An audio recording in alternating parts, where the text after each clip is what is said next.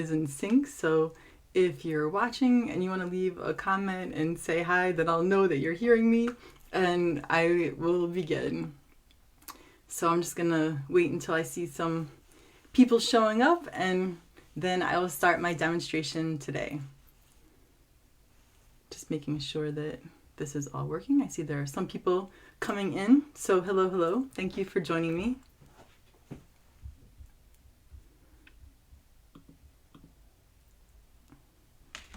Okay, so I'm just checking out to see. So if you can, if you're with me, if you can just leave like a little, comment or some kind of reaction so that I know that people are with me, that would be great. And then I'll begin. Okay. All right. Thanks, Lisa. I appreciate it. Okay. So I see a comment. That means that we are good to go. All right. So I'm just going to go ahead and get started. And for those people that are watching it as a replay, hello. Thank you for bearing with me for the first few minutes as I get situated here. So, hello everybody. If you don't know who I am, my name is Alana Wilcox, and I am a fiber artist, a teacher, a spinner, a dyer, an author, kind of doing a little bit of everything. And so today, what I'm going to be sharing with you is a part 2 of this novelty yarn kind of exploration of creativity in spinning that I started on Wednesday. So if you didn't see part 1, it's still up in the Wool and Fiber Arts group. If you go under, I believe it's media, and then there should be a tab for videos. You can go back and see the part 1. So all the demonstrations that I've done in the past for the group are up, as well as all of the other instructors and vendors that have done demonstrations. They're still up, so you can always go back and watch it. So if you're not able to stay for the whole thing, you can still access the content. So last time I was just demonstrating how I was doing this challenge, right? And so I call it my 2 for 1 in 2021 challenge. Let me see if I can get it to pop up here where you can see my PowerPoint again. But what you're looking at, hopefully, is the list of all of the projects that I had that were considered work in progress projects, right? And so the goal for last year was that I wanted to complete 2 projects first before starting a new project. And so I've kind of been working my way through this list. This was a challenge that I gave to participants of this workshop that I ran called the Organized Spinner.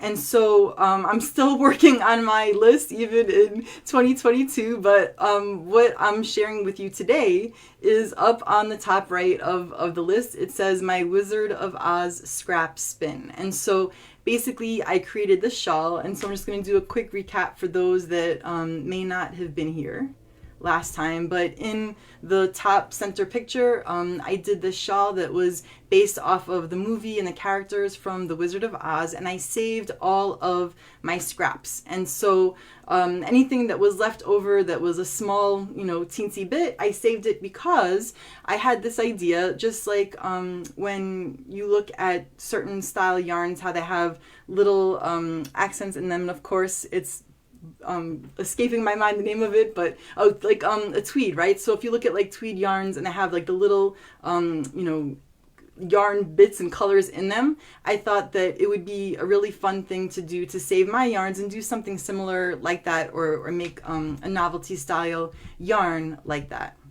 So what I am going to demonstrate today, because last time in the part 1, I demonstrated the carding and like the fiber prep part, but today I wanted to demonstrate and explore how, as a fiber artist, I approach spinning. So I do have a lot of technical, skill and ability behind me as far as like the training goes, right? So I've taken a lot of workshops. I've went through a spinning certificate program. So I have a lot of yarn construction experience and knowledge, but I really enjoy the process of playing and exploring, right? So for example, I know that, you know, if I put X amount of twist in one way, then to get it to be balanced to go the other way. But sometimes I like to experiment and explore and see what happens if I break those rules, right? So my approach to spinning is never,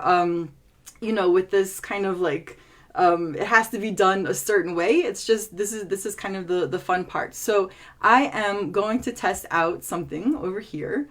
There is a poll feature that I've never used before, so I want to test it out and see if you can see the poll and to answer it, right? So the first question that I have for you is which color segment of the bats do you think that I should spin first? Okay, so I'm going to show you what I mean by that. Let me switch over to this part here. Okay, so you should hopefully somewhere in the presentation see it. So for those that are watching the replay, if it doesn't show up, I'm just going to read you what the poll says, right? So I was asking people that are watching the live, which color segments of the bat that I prepared should I spin first? And that will look like this. So over here,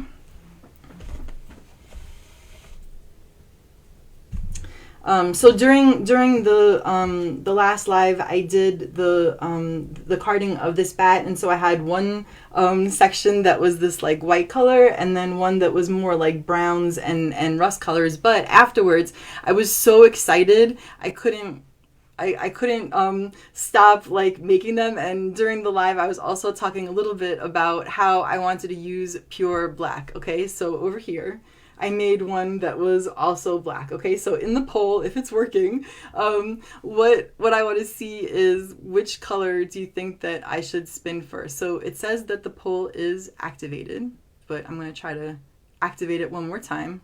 I don't know if I'll be able to see. It says activate the poll, so I'm activating it, but I don't know if you can see it or not. So if you can, let me see if I go to my dashboard, if it's going to tell me the poll results. I don't see the poll results, so I'm just testing to see how all of this works. It looks like the poll, okay. So you're just telling me in the comments that works too. Because I don't know if the poll is showing up on your end. So let's see here. It says that it's active, but oh well. Okay. So if you can see it, cool, go for it. If not, I'll just see it in the comments. Okay. So I see people posting here. Yeah, so it says the white one. Let's see if I can see. Oh no. Oh no. I was trying to be fancy and I swiped off the screen. Okay. So I see the rust one. Oh, you have the poll? Okay. For some reason it's not letting me see it on my end. I just thought it would be funny, but you know, or fun to do it. But I'll just go with what I see in the chat. So I see some people saying to do the black one, some people saying to do the rust one. Yeah, I was definitely a fan of the black one. So let's see if I end the poll. Ooh. No, I can't end the poll. Okay, let's see here. All right, we're just gonna call this done then. Oh, there we go. I can see the results, you guys. I can see it. Yay. Okay. So I'm going to show the results in the video, so hopefully you can see it. So it says that it looks like it was 50-50 between the black one and the white one, but more people wanted the rust one. So I will do that first. Okay, cool. So while I am doing that, my next question to you while I get set up is this one over here. So let's see what you guys think about this one. But for myself personally, before I start spinning, I like to oil my spinner or my wheel. So I'm just curious for you, what do you do before you spin? Do you ever oil your spinner or your wheel? Is it just like an afterthought? Did you not even know that it's a good idea to do that, right? So I'm gonna go ahead and get that going. So over here, and then go to the overhead. So you can see what I'm about to do. So for myself personally, when I go to oil my spinner,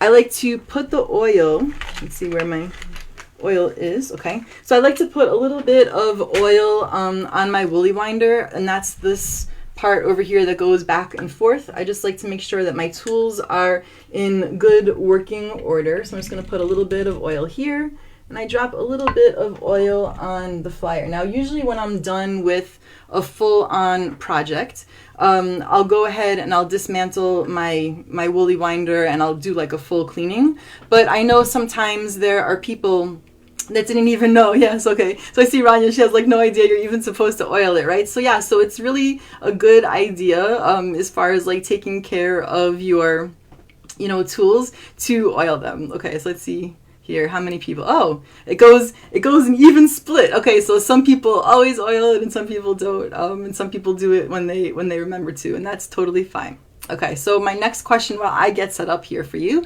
just because I think these audience participation questions are fun and it lets me know that, you know, what I'm doing resonates with you. So over here, this one was, do you ever actually spin art yarns or novelty yarns, right? Because that's what I'm going to be demonstrating now. So let me get this set up. So while I am getting set up, I'd like to know, do you ever spin or create these types of yarns? So I know some people tend to be more traditional, right? That they like to just use natural colored fleeces. They don't like using dyed fiber. Sometimes they like, you know, just spinning like straight vanilla 2-ply yarns, you know, or 3-ply yarns, keep it simple. And then there are other people that all they do is art yarn. Like I know my friend Sharon, he's always coming up with new different types of novelty yarns, and I love seeing his creative approach and all of the different yarns he makes. So I'm just curious how many of you that are watching actually do these style of yarns. Let's see here. Okay, yeah, so, oh, that's interesting. Okay, so it's a 75-25 split. It looks like more people than not like to do the novelty style. So this is what I'm going to do now. So I'm going to turn these poles off. Okay, hang on. And we will get started. So you said you wanted the rust color first. So here we go. Okay. So when I'm going to spin these styles, right, what I'm going to do is split it. Okay, so I just want to get this section, so I'm not going to actually go back and forth. Okay, like I'm not going to go like that. I'm going to take this segment and I'm going to split it down the middle. So I'm just going to move my spinner out the way so you can see. Okay, so yeah, so I just kind of start from the top end and go down the middle.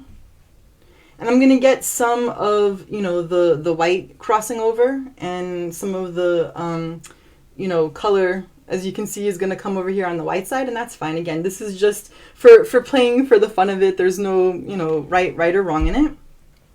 And I'm going to see, so because this has a lot of texture in it, I think I'm going to try first to see not necessarily how fine I can spin it, but I'm going to do what I like to refer to as my go-to yarn, right? So I just want to see what does it look like when I just spin and do, you know, whatever my body naturally feels like doing as far as drafting, and then I'll go and I'll make modifications. So I'm going to go and split this down the middle one more time. And I don't really have a game plan or an approach for how I plan on spinning this. Okay, so I'm really just kind of not necessarily letting the fiber and, you know, the yarn speak to me in that sense, but I just want to see what it feels like first before I start to make choices where it's kind of like, you know, do I want to go left or do I want to go right? So my spinner is all oiled and good to go. And so I have my leader set up. So for those of you that are knitters and not spinners, that's the part that attaches to the spinner so that I can hook my fiber onto it. And I have all sorts of different inclusions in here. I have some that are like already spun yarns. I have feathers that I pulled apart, all sorts of goodies. All right, so I'm just gonna, like I said, do my go-to. So this spinner here, ooh, going way too fast for me, is a Hanson electric spinner. And this is just the way that I really prefer to spin over a wheel or a drop spindle. Okay, hang on, it's a little too much twist. So I'm just gonna kind of see what happens. And because there are a lot of inclusions and, you know, different textures and different lengths of fibers in here, I'm going to first play around with my drafting style. So what I mean by that is I'm going to play around with if I'm going to allow air into the yarn or not. Okay, so I have this really long piece of yarn, so I'm just going to kind of let it do its thing. But I'm going to try slicking the twist down, so I'm not allowing air. So like in this part over here, right, I'm compressing it so that this is where the twist stops. It stops right by my skin, and there is no air like right past my fingernail, right? So it's all being compressed. And so I'm just kind of looking at it to see what's happening with that texture. Okay, how is that looking? So it's not making a lot of the inclusions like sticking out. Okay, so like if you see over here, hang on, let me put a little bit more twist and I'll bring it up to the camera so you can see what I'm talking about. Okay, so over here,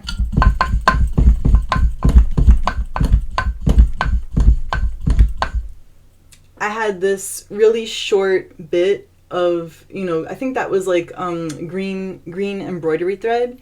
And so when I was going to spin it, hang on, I'm trying to look at the screen and the yarn at the same time. So you can see that it's really compressed, right? Like it's not like sticking out, you know, and flailing about. So let me try a different drafting style.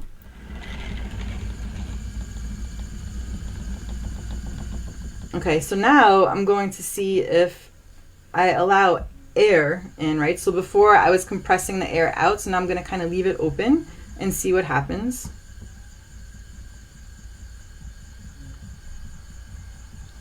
Okay, hang on. It's getting stuck because I have a thick bit. Now, one of the things too here, let me show you. On my spinner, I have what is referred to as an orifice reducer, and so basically it makes the opening or the gap where the yarn goes into a lot smaller, so that if you're spinning finer yarns like lace or, you know, very, very fine yarns, then it makes it so that the yarn doesn't kind of jiggle and bounce. But because I might want to spin thicker, I'm going to take the orifice reducer off so that it doesn't pull out my inclusions as they go in.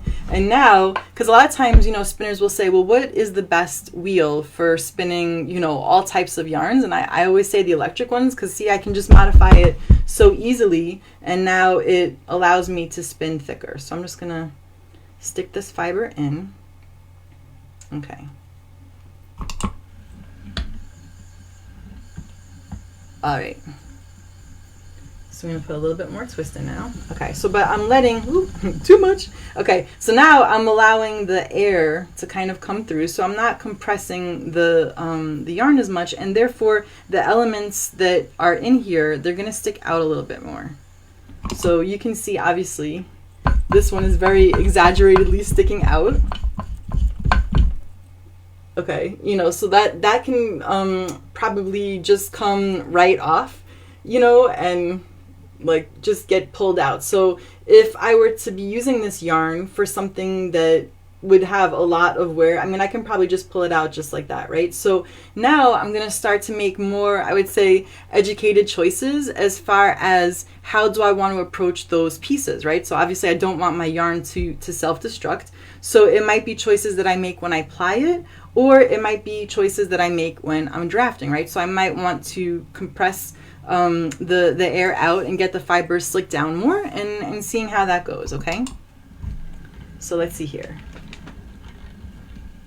Put a little bit more twist in. Okay, so now, and I'm gonna put the twist in, but I'm gonna turn my spinner off so that I can talk and you can see what I'm doing. Right. So, okay, I'm gonna put the twist in. All right, see, so it's nice if you're ever trying something new and you feel like it's difficult for your feet to keep up with your hands, and vice versa, if it's difficult for your hands to keep up with your feet, what you can do is put the twist in and then just either stop treadling or turn it off, and then that allows you a little bit more time to kind of process what it is that you want to have happen next, right? So I have this big clump of stuff over here, and I don't want it to fall out like how it did before. So now I might be a little bit more, I would say, conscientious about like how I'm going to draft this area, okay? So I'm kind of looking at it and examining it and seeing that there are thicker, short bits. Now, the thing about spinning, right, it's scientific and there's physics involved, right? So as far as where does twist go, it's going to always go to the thinner parts. So if I have parts that are thick and thick and juicy, like this one over here, you know, where I have all of this goodness, then what's going to happen is the twist is going to go to the area right before it, and it's going to go to the area right after it, and then it's not going to have the twist holding it down. So the act of squeezing and compressing the yarn basically makes the diameter of those fibers smaller, so it allows more twist to go in as opposed to skipping, right? But another thing that I can do to kind of trick it is bring my hand closer to the orifice so that there isn't a lot of distance where the skinnier parts are. Okay, so I'm just going to feed this on. And I know there's excessive twist energy here that's probably not going to travel through, but this is why I'm doing it, right? Because I want the twist to go to the thicker areas. So give a little bit of help. So now that my hand is really close to the orifice, the only place twist can go to is not a skinny spot, right? It can only go to a thick spot. So if I do that and I put in a little bit more twist, okay? And so I'm going to kind of like squeeze these guys down a little bit. So I'm not slicking my hand down because I don't want them to get necessarily flattened. I'm kind of like inchworming my way down, so I'm allowing air to go in, but I'm compressing it so that the twist goes. So it may be a little bit difficult to see what it is I'm doing. That's why I'm trying to verbalize it. So yeah, so this is looking really nice here, and it's not going to come apart. So you'll see in a second. Hang on. So I'm just gonna kind of inchworm my way down, put a little bit more twist in.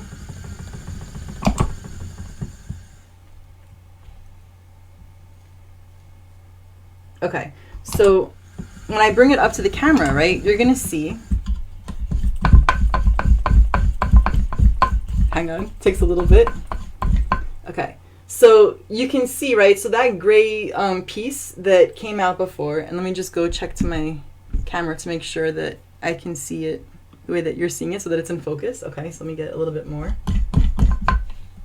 Okay, so what I want you to see though, right, is that gray piece that was once loose and, you know, able to come out. Now, I don't want to tug on it too hard because it's thicker, but it's a little bit more secure in there, right? So if I chose to ply it or to do something else with it, it's definitely more sandwiched in as opposed to, you know, just sitting on the surface.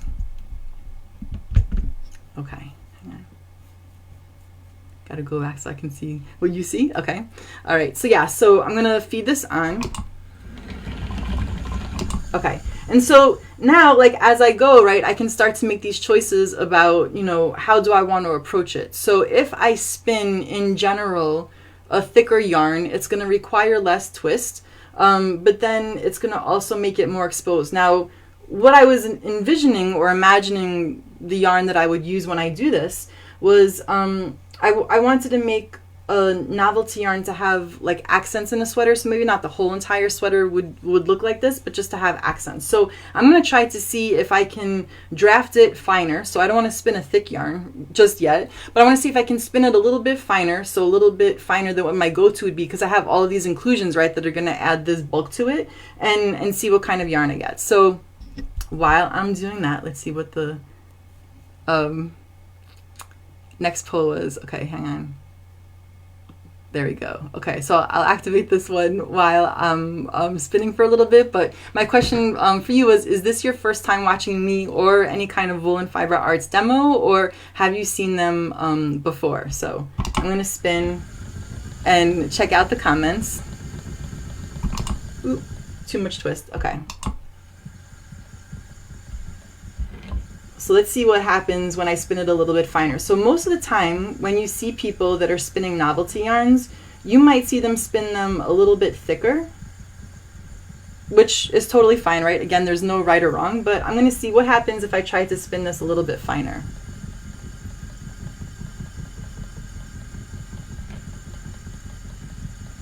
And so yeah, so for those of you that are newer, just remember that you can go back and watch any of the demonstrations simply by going to the media section, and it should be under video.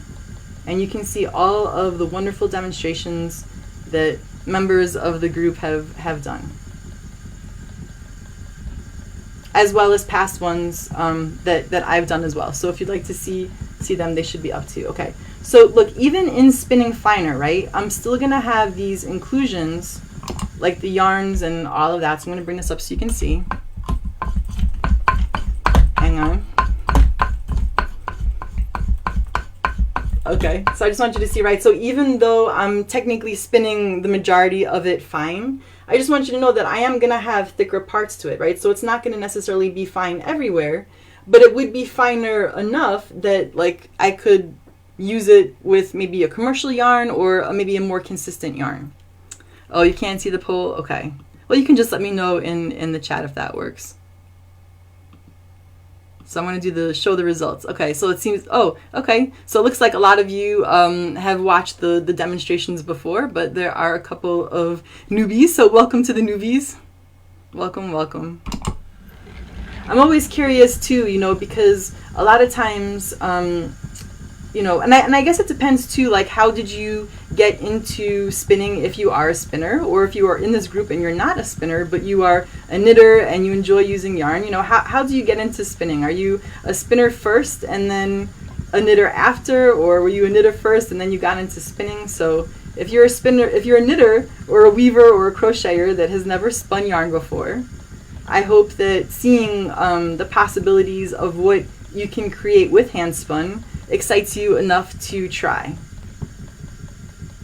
And you can start with relatively, you know, cheaper tools. I know that some wheels can be on the more expensive side, but if you've never tried spinning yarn before, you can use tools like drop spindles to create them, and there's lots of interesting tools you can use. See, so I'm still going to get a thick yarn where I have those thicker inclusions.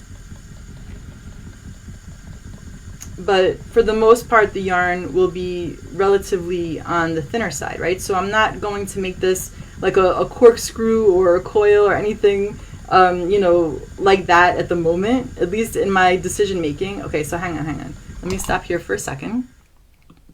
Okay, so when I'm looking at this, right, I have this little purple piece that's about to come out, so I can just take it and move it. But this is why when I was doing the preparation, I was saying it's better to have your pieces just a little bit longer so that they stick in better, right? So that they don't fall out and come out. So I'm just gonna fold this yarn back on itself so you can see how it's looking with the brown, and then I'll switch over to a different color. Okay. So I'm going to just take it and fold it back on itself. And so this is called the ply back sample. Okay, I don't want to lose you. Come back here. Don't escape. All right. Okay, so over here, if you can see, let me switch over so I can see what you see. All right, so if you look at, you know, this yarn over here, right, I have those inclusions, like there's that yarn over there that got spun into this yarn.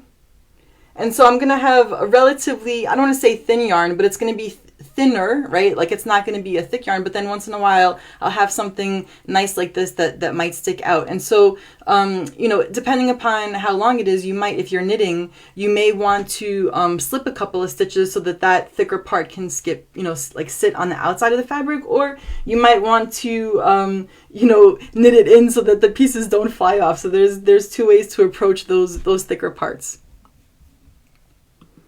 Okay. All right, so let's see here. Okay, I was just reading the comments to see, so. Yes, so somebody said that I'm a new spinner, so I'm good at making art yarn. Exactly, so please make sure that, you know, when you're a new spinner, right, that you save those yarns, because you're really going to love them and wonder how do you make them, and I can talk about that too. So this is how the yarn looks. I just want to bring it up and show you. So even though, right, I had it more like a brown, let me see if I can switch back, hang on. So yeah, so even, ooh, there you go. See, I wanted to make sure I could see it like you. So as far as the color goes, I'm trying to get it so that the color shows up. Extreme close. Okay, so even though it was that kind of rust color brown base, you can see that I still have a load of colors. Okay, I even have like a lot of white in it.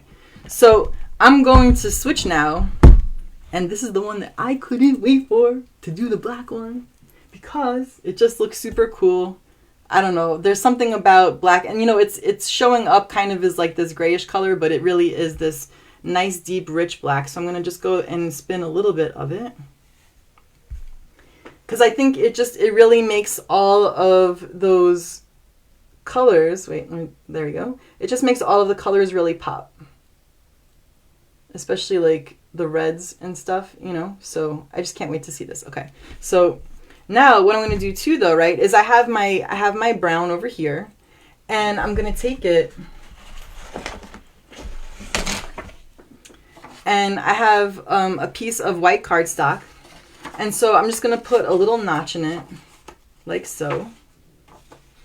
And I'll put a notch on the other end because I am a very forgetful person. I get very distracted easily. And so I'm going to put over here that this was the brown base. Okay, so I'm going to write brown Corriedale. And so now I know that if I like the way that this sample looks, because again, I'm playing, right? I'm not like trying to spin for something specific at the moment, but if I like the way that the brown base looks, now I know what I use so I can go back, especially if I really like it in a couple of years from now and, you know, I don't remember what I did. Now at least I can see that. So that's just kind of one of my tricks. Okay, so I'm going to switch over to the black one now. Okay, so all right. Okay, so I was just reading the comments while I was spinning, and I see somebody said that that they don't feel like they have the creativity in them, and it says I copy well, so no clue what to make. So here's the thing about creativity, right? And this is kind of what I was alluding to as well last time, is that when you sit down to make something, right? Like even if you don't have like a pattern in front of you. Okay, so I'll use the example of cooking.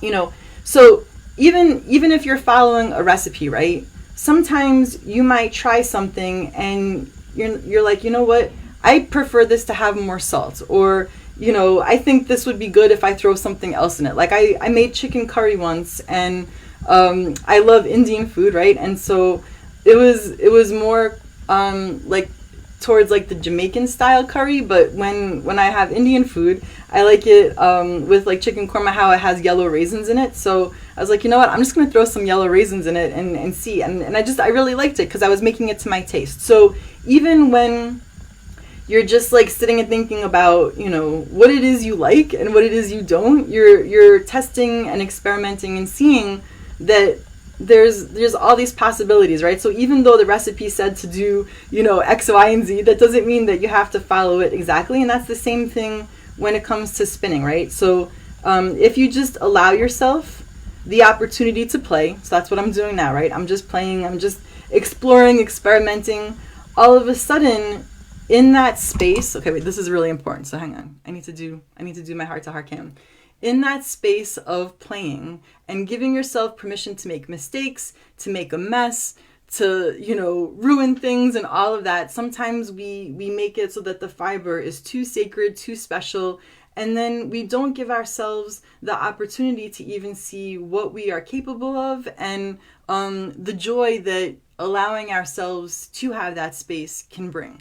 So if you're afraid you're going to ruin something, if you're afraid you're going to break it, like I can assure you, every month people keep reminding me in here what beautiful fiber there is to buy, what beautiful and gorgeous yarn there is to buy. So I know that in like my, 15 years or so of spinning, that I've never encountered fiber that I've gone through that I haven't found 5 more things that I find are equally as beautiful, if not more.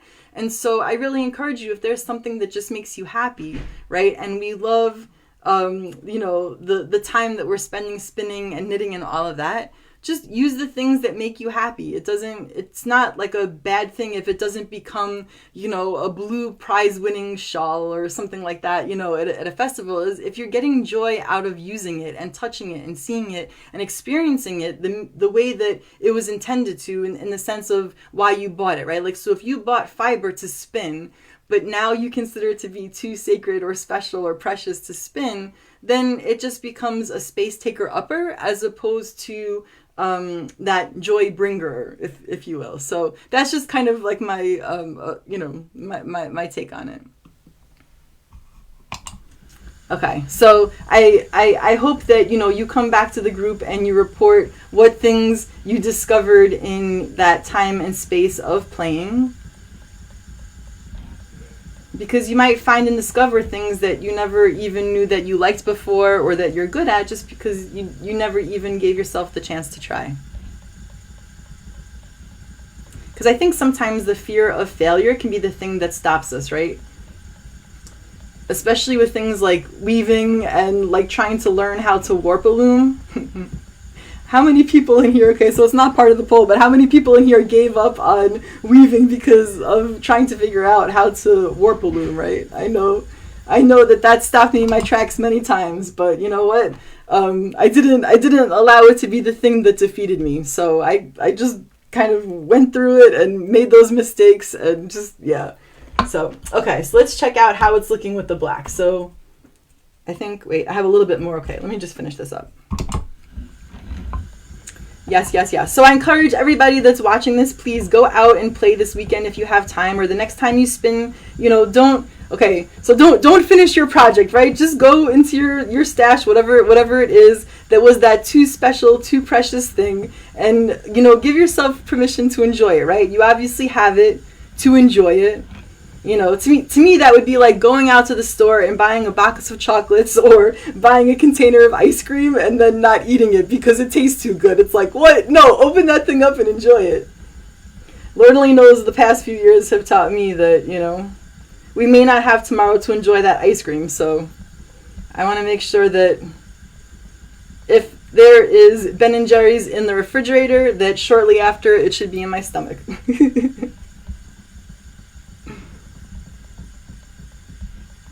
Okay, so I'm going to go ahead and do that ply back sample again just so we can see how it's looking. All right, so I'm going to actually take it off over here just so I can pull off more of it. And I'm going to do a quick plying so we can see. Ooh, okay, I guess that will be how long my yarn will be because it just broke. I pulled it too hard. Well, this one isn't. Let's go back here. Hang on. Okay, see that? So for everybody that thinks that, you know, just because you're like more experienced, whatever, you don't make mistakes, I just broke it. So, you know, but that's okay, right? Because I'm playing. So I'm not allowing mistakes or things that don't work out to stop me. All right. Woo! Okay, wait, hang on. Let me get this plied back on itself real quick. Now, this would obviously look a lot better if I was holding it while plying, but I just want to show you because I think it's looking pretty cool. Okay, let's see here. If I go to my other screen, so make sure that I can see. There you go. See, so you couldn't even see it, but I just want you to see. So, you know, I have these areas, right, where I have that thicker yarn and then thinner yarn, but I just love the contrast that using the black as a base brings to it. And I know that there are some people that like to use the lighter color or white, but you know, if you've never tried it on black, how would you know if you liked it or not, right? So I just think that would be super cool. Even just like as a little accent, you know, it doesn't have to be a whole project. It doesn't have to be a sweater or a blanket. It could just be, I think we were talking about it last time, right? It could be something that you weave like a little patch and then maybe you make it into, you know, a pocket on a shirt or something like that, or like a sweater. It doesn't have to be the whole project, but I really like this one. So again, I'm going to take my little sample card here and I'm going to put it like that. Okay. So, you know, I can see now normally when I save my samples, I'll wrap them around a smaller embroidery floss bobbin, but I just thought, you know, you could see this is a great way to kind of keep notes on what you're doing. Now I can tell this was the black one, but I didn't want to get confused with the lighter one. So now I'm going to do something else with this white one, okay? So let's go back here. Hang on. Okay. Yep. So someone said like I prefer to weave Saori style because I dislike having to think too much. Yeah. So that is a very liberating way of weaving, and that's actually what motivated me to learn how to warp, or do a warp a little bit, better as far as like actually getting it through the heddles and all of that. But yeah, if you've never conquered the loom beast of warping for the first time, that's very intimidating. That's like trying to spin cotton for the first time. For those of you that have ever tried that feat too. Okay, so let's see. Yeah, so exactly. So someone said all it took was watching my friend, and I knew it wasn't for me. Yeah, it's one of those things that you just look at the process, and you're like, okay, I have no idea, how you're doing. Like watching someone tie their shoelaces for the first time. And then someone said, do you keep a spinning journal, or how do you store your sample cards? Yeah, so like I said, last year I did this workshop called the Organized Spinner, and so in that I talk about my whole entire like cataloging system, and there's like a spreadsheet that I have that's included. So if you'd like more information on it, I'm happy to share it after I do the live.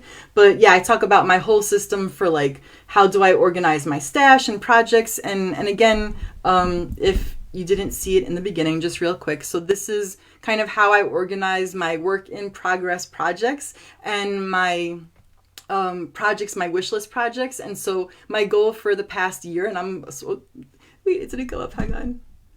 It's on the other slide. Here we go. Here's a list. My bad. There's a little bit of a lag, so I didn't see it. But yeah, so this is kind of the way that I'm working through so that I can get all of these projects done, right? And so this is what I was exploring as an idea in that workshop. So let me go back to the overhead. Okay, so what the last thing that I wanted to show you, right, was when I was doing the carding demonstration, I had these little bits of fabric. Okay, so I had these like little scraps of fabric, and so I also, in addition to the, right, so this was my bin O scraps that I shared last time, but I had another bin O scraps that was kept a little bit separate because I dyed all of these scraps together. So they're scraps, but they all have like the same color palette in them. So they're different textures, but similar colors, right? So that's another way that if you wanted to take your, hoarding game to the next level, you can hoard your garbage by color, right? So that's just kind of where I'm at.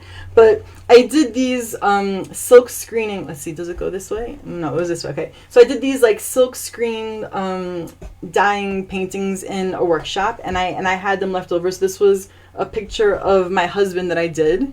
And then I have another one over here of him that I did. But these ones were not, okay, I want to say they weren't perfect, right? So these were ones where I was making mistakes because I was learning about the technique. But what's really nice about them is that they're very saturated in color. And so, you can obviously weave with scraps, but you can also, spin them too. So like if I take the silk fabric and I rip it, now I have a little strip, okay? And so what I did was I took all of the ones that were, extra that I didn't know what to do with, and I over dyed them. So you can see over here, this way, I think it goes, yeah, this way. So this one is like this one, right? So they're the same image, but because I did an over dye on it, right? So it's kind of hard to make it out, but it's got the red and the green, and I don't know if you can see my husband's face in it. But I over dyed it so that now all of these colors would work and go together. So I can do an entire yarn that has scraps in them, but they're going to be color coordinated scraps. And so I have some that are, in yarn form. I have some that are silk. And then I have some pieces like this that were just kind of the tattered threads that were left over. And so I was planning on approaching spinning these strips kind of in the similar way that I was about to show you. But because I had this piece from the fabric that was going to be my flying monkey bead for my Wizard of Oz shawl, I'm going to show you how I was imagining that I would put it on. So again, there's no right or wrong. I'm just showing you how you can take something that was the act of playing, right? So over here, this was playing. I was taking a workshop. I didn't know what I was doing. Like, I was learning a new technique, but that doesn't mean that because it wasn't correct or perfect or right or whatever word you want to use for categorizing art. Like, I don't necessarily attribute those words or descriptions with the art that I make. This was learning, okay? But I can take what I learned and now repurpose it into something beautiful, useful, or whatever. In and of itself, it's nice, right? But like, I can do something with it and get almost joy from using it a second time. So over here, what I was going to do with the little fabric that I lost. Okay, there it is. It's hard to see the blue fabric on the denim. So over here I have different I want to say like approaches or ways that I can include it. So what I'm going to do for this one, I'm going to fold an end, so like the fabric is over here, and I'm going to fold a little bit of it over like that, and I'm going to cut a little slit in it. Okay, so I'm not doing it super long. I mean, I don't even know if you can see it if I go up to the camera. There's like a little teeny tiny slit in there. And I'm going to take some of the fiber from my Batt, and I have a crochet hook.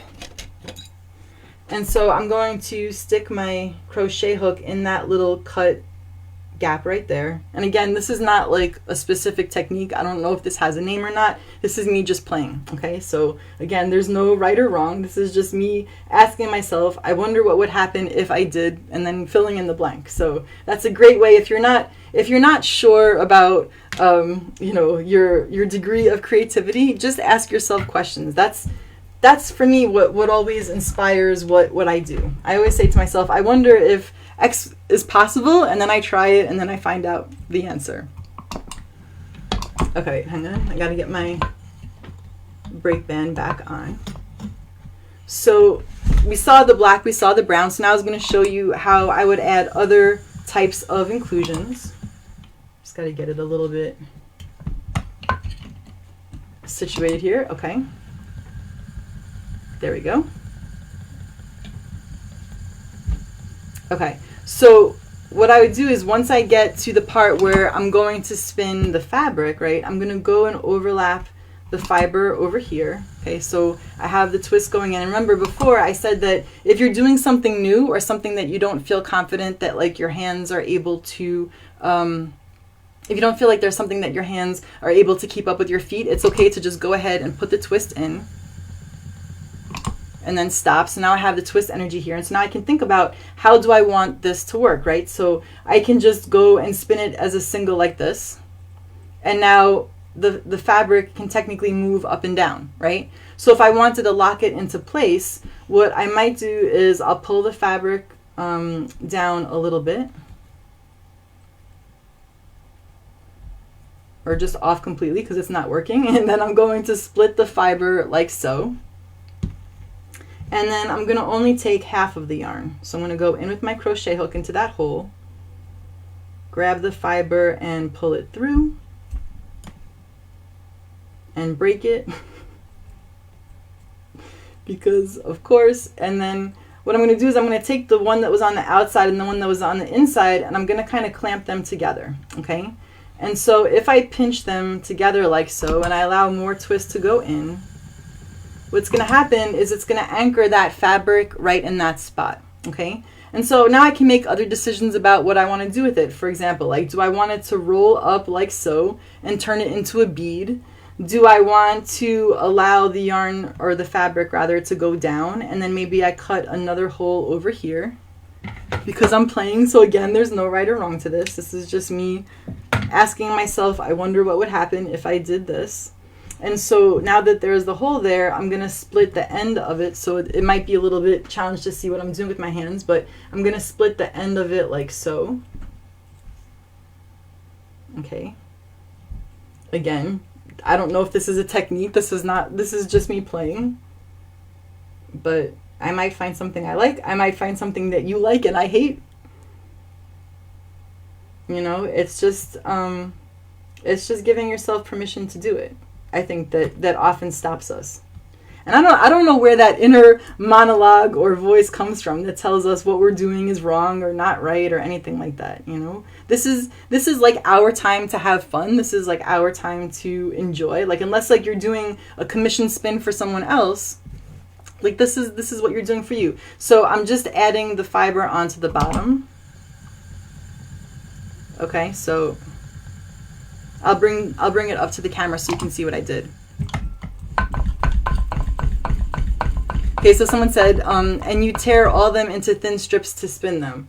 Yeah, why not? Or if you don't want to, then don't do it, right? Like, I mean, there's no rules. So I'm just waiting to see if it's in focus for you to see, right? So it's pretty much, you know, sandwiched onto the yarn. Let me see if I can show you. So like if I wiggle it, hang on.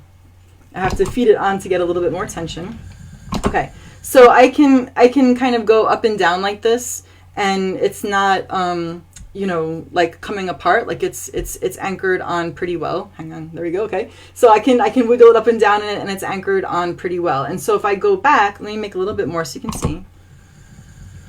So like if I were to go and ply this, right, I would have obviously another yarn next to it. So just so you can see what that would look like. Okay, so I'm going to take this and ply back on itself. Now again, there's choices that you can make when you're plying back on itself as far as how much the yarn wraps around the fabric, but you know, that's like one approach. Okay, if you want it to be different, so let me show you another way you could do it. Like if you don't want the yarn to be on the outside, let me show you how I would approach that. Okay, so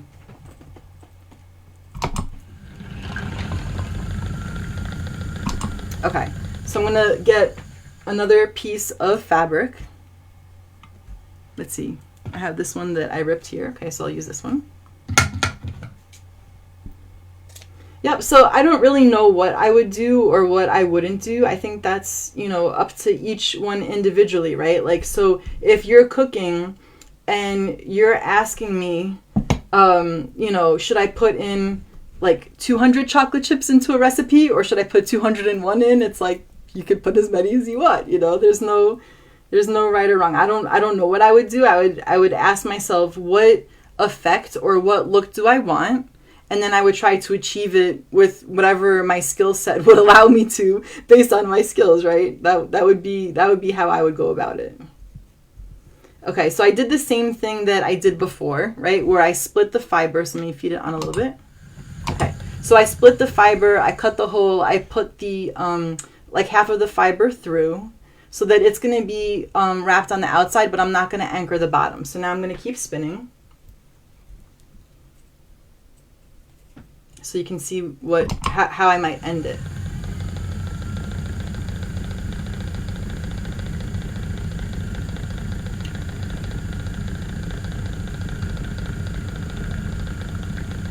Okay, so now, right, what I might do is I might either allow it to wrap around.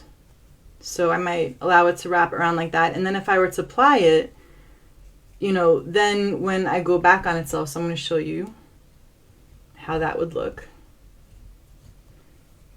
Because I'm technically not applying it, right? I'm just doing a ply back sample. But when I was going to apply it, what I could do is make it so that it maybe goes on the inside, right? So what I would do is I would allow a little bead or a little area to kind of go through. I would ply it, right? So I'm allowing it to go here, but it's not completely anchored.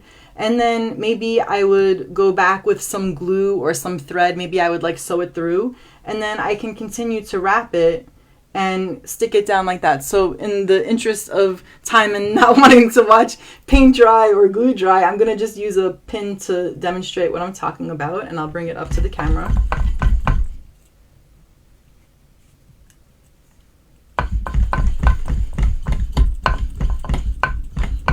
Okay, so if you don't like the look of the yarn going around the outside, you can always have stuff that, you know, sits and it's kind of like halfway finished, and then when you're done spinning it, right, you can go and add more glue and now, or like, you know, sew it or whatever, and now you won't have the ply sitting on the outside. You know what I mean? So it's like, you can just, if you give yourself permission to think that anything is possible and everything is possible, then you stop saying to yourself things like, well, you know, I can't go back and do more stuff to my yarn after it's plied. It's supposed to be finished, right? So like you can give yourself permission to explore that as a possibility. So I'm going to take this little bit over here. Okay, so yeah, so somebody said core spinning with t-shirt strips to weave a rug. Yeah, so I know that there are tons of you know, rag rugs, and here, let's go back to the heart to heart cam for a second. But yeah, there are, you know, rag rugs, there are, you know, you can use t-shirts. I mean, there's so many different things that you can use that maybe have some degree of sentimental value to you, or you know, you really like the material, but you're just not sure what to do with, and so, you know, to do with it. So I think using those special things that you're not sure what to do with them, first of all, it's going to give you the time and the opportunity to actually touch them again, to reminisce and kind of have like the memories or the things that make you really happy about it by using the material. It's going to ignite that part, and it's going to make the time that you're spending using them more enjoyable, because now they're not like sitting collecting dust and you're feeling bad that you haven't thought of something to do with them, but you're actually using them, right? So there's that part about it. But also, you know, in that playfulness, in that exploration, you might actually find that there are new techniques that you like. You might develop your own techniques that you've never seen anybody else do before. And then all of a sudden you might realize that you really do have this wealth of creativity inside of yourself that you just never tapped into or tried to before. So it's not that it doesn't exist, it's just that maybe you didn't try before. Because I can guarantee you that no matter who you are, you're going to have some degree of creativity, whether it's like musical or visual or the way that, you know, you organize things or do things, right? Like each one of us has our own uniqueness that we bring to what we do. Even if we're following a pattern, even if we're buying store-bought yarn, you know, we each have a way of doing it that makes it unique to us. So I just wanted to bring this up to show you it. I took the pin out. Hang on. Oh no, I lost a pin in fiber. That's not going to be good. Wait, let me go get another one. Okay, hang on. So I just wanted to show you. So if I wrap the fabric around, and you know, like I said, like if I put a little bit of fabric glue down, or I might want to take embroidery thread, and I'll show you how my Wizard of Oz flying monkey bead looked, because it was made of the similar materials. So if you can see over here, let's see if I can see what you see. Hang on. Okay, wait, no, that's why I need to check my cameras here. Okay, hang on. So if you look right there, right, you can see how the bead is on the yarn, or the fabric is on the yarn like a bead. And now I just have something to compare it to. So, you know, depending upon what effect you like better, you know, if you want to go with like the white base, a color base, a black base, now I know what like the different inclusions look like. So before I go to spin everything, right, like I didn't go through and spin, you know, the entire bat, right? I just allowed myself just enough to play with, to experiment, to see what I liked. Because one, if you start a project and like you spend, you know, hours and days carding up fiber thinking it's going to be fun, and you have this project in mind, but you didn't give yourself the time to experiment with it and to kind of know how that fiber is going to work and feel when you're working it, then you might be disappointed with the outcome, right? So even though I know sometimes people will think of, you know, sampling as this dirty word, to me it's more about playing, right? That like if you use that time and space to play, then you'll have a better idea of how many chocolate chips you like in your cookies, right? You may not like any, like those oatmeal cookies. And I know some people are like fans of raisins and some aren't. So imagine, you know, you make a whole batch of oatmeal cookies, but you never tried the raisins to know if you like raisins or not, you know, in the cookie, right? Or maybe you do half with raisins and half without. And I like to use food analogies only because I know, you know, we all have to eat, right? So that's something that you're familiar with, but maybe you're not familiar with doing it in the fiber realm. So I really hope that my presentation today was one that you enjoyed. And so I'm going to go over here, wait to the poll. Let's see, one last question that I had for you. Okay. So the question, let's see here, was, did you enjoy today's presentation? And so if you could just let me know while I wrap up, I would appreciate it. And also if there are any techniques that you would like to see me approach or do, or maybe there was something that you felt was too precious on your end that you didn't want to ruin, and you would like to see someone that's a little bit maybe braver and bolder attempt before you try it on your own, I would be happy to come back and do another demonstration. Okay, so someone said, I can't resist spinning the whole bat if I'm liking it. Well, but there you go, right? So like, I don't know if I can stop myself eating a whole tray of oatmeal iced cookies, but I can assure you if I encountered a raisin, that might make me only want to have one, right? So but if you like it, then that's great, because then you're using the thing that's bringing you joy. The thing for me that I don't like, it kind of makes me sad to hear people, saying is that they get fleeces that have a lot of vegetable matter in them, or that they were gifted to them. Ooh, that they were gifted. Wait, I'm trying to close the hang on. I'm trying to close the poll. Vegetable matter. Come on. Okay. Let me just turn the poll off. Hang on a second. Hang on. You can just answer in the comments. We don't have to do these polls anymore. Hang on. Let me stop it. Okay. There we go. Okay, great. I'm glad to see that was 100% rating. Hang on. Oh, I can't get the volume to stop and close the poll so I can see. Okay. Hang on. There we go. Okay, great. I'm glad to see that was okay, Facebook, fine. Mess with me like that. I'm not gonna look at the screen then. But yeah, so if you don't give yourself like I said, the permission to try, then like you won't know what it is that you like and don't like. So I'm gonna go see if there are oh wait, sorry, I was talking about the fleece. My bad. Okay, yeah. So when people get the dirty fleeces, right? And they'll say, well, someone gave me this fleece and it's gorgeous, but it has vegetable matter in it, and how can I save it? My response is always like, well, do you want to spend your time saving it? Like, is that part enjoyable to you? Because, like for me, I love untangling yarn. Like, to me, that's fun. But I know other people hate it, right? So if you are someone that really enjoys, taking vegetable matter out, great. You go do you. I can't stand that. And I know that I don't want to begrudge a part of the preparation if that's supposed to be my time for enjoying it.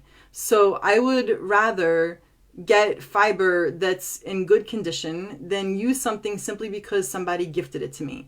And more often than not, if someone gifted it to you and they know that either you're not like an experienced spinner or they didn't want it themselves, they'll, give it to someone else because they didn't want to deal with it, right? Like, so how many times has somebody ever gifted you a pound of kiviot, right? So it's like, if you're giving me something and you're my friend, then maybe you're going to give me kiviot. But like, if you're someone that's like in a guild or a group and you're like, I have this fleece, I don't want it, and you're thinking, oh man, there's a free fleece, just know that there might be a reason why they're giving it away. And so your time is something that you're not going to get back, right? So I kind of always advocate for using the materials and the things that make the time that you're spending using them enjoyable, as opposed to thinking that you have to get the vegetable matter out of this free fleece before you can give yourself permission to enjoy the really good stuff, right? Like, if you start with the really good stuff, like if you're a chef and you start with the really good knives,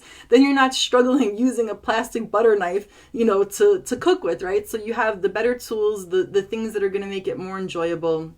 And really, that's what this is about. This is something that brings us joy. And so, like, why struggle or do things? But if you take the bat and you love it, then yes, keep going with it, right? Like, but if you spin the bat and then you're unhappy with how the yarn turns out, then that's okay too, in the sense that you enjoyed the bat for what it was, right? Like, you enjoyed it. But do you think you would have enjoyed it more if you were spinning it and then the end use was something that you knew you would enjoy when it was in its final product, right? So like, if you knew that you could both enjoy the bat and spinning it and enjoy it once it was in a sweater form, for example, like, would you change your approach, or would you just keep spinning straight through and then not liking the outcome. Okay, so I guess it's just one of those things that you need to think about. Yeah. And so for people that were asking during the live, where can you go watch the whole video again, I can do a little screenshot and show you, or like put up a little screencast or whatever in the group, so you can see where all of the past demo videos are. I think it's also possible in the group, if you do a search, you can type in my name or anyone else that you know that has done a demonstration and search their name, and then all of the posts that they put up should pop up too, so that there's that. But yeah, so thank you so much for spending your Friday afternoon with me, or whatever time of day it is where you're at. I really appreciate it, and I hope that this weekend you feel a little bit inspired to kind of break out of that comfort zone maybe that you felt you had to be in for whatever reason, and you get a little bit more brave and a little bit more bold in approaching something and playing and exploring what you have. So thank you, everybody. I'm gonna try to finish these up, and when they're finished getting spun up, I will post pictures of the resulting yarns. All right, so take care and have a great weekend.